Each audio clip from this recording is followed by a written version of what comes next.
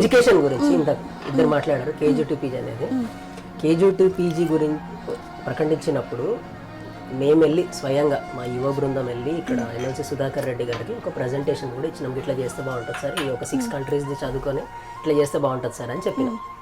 ఇక అవి ఏం అంశాలు తీసుకుంటో తెలియదు కానీ ఒక్క అంశం చాలా బాధ పెట్టిన అంశము ఈ కేజీ టు పీజీలు ఏంది అంటే, మీరు సెపరేట్గా గురుకులాలు క్యాస్ట్ వైజ్ ఇచ్చేసారు. బీసీలు, ఎస్సీలు, ఎస్టీలు, మైనారిటీలకు సెపరేట్ గురుకులాలు. ఇంతకుముందు ఎట్లా ఉండే, ఇప్పుడు తను చదువుకున్నప్పుడు, మేము చదువుకున్నప్పుడు చాలామంది గవర్నమెంట్ స్కూళ్ళకి పోయిన వాళ్ళు, వీళ్ళు చదువుకున్నప్పుడు గవర్నమెంట్ స్కూల్కి వెళ్తే ఒక మిక్స్ అనేది ఉండేది. ఉన్నవాళ్ళు లేని వాళ్ళు అన్ని వర్గాల పిల్లలు ఉండేవాళ్ళు. సో ఒక్కొక్కరి దగ్గర ఒక్కొక్క క్వాలిటీస్ నేర్చుకునేవాళ్ళు. ఇప్పుడు ఏమైంది, ఇప్పుడు నా కులం ఒక ఉదాహరణ తీసుకుందాం, కొన్ని వందల సంవత్సరాల నుంచి ఒక 2 వర్గాలు అనగదొక్కబడ్డాయి అని అనుకుందాం. వాళ్ళ ఆలోచనలు అంచివేసిండ్రు. ఇవాళ మీరు ఏం చేసిర్రు, వాళ్ళందరినీ తీసుకొచ్చి ఒక దగ్గర కూర్చున్నారు. ఇంకా వాళ్ళకి డెవలప్మెంట్ ఎక్కడికి వెళ్ళి ఉంటుందండి?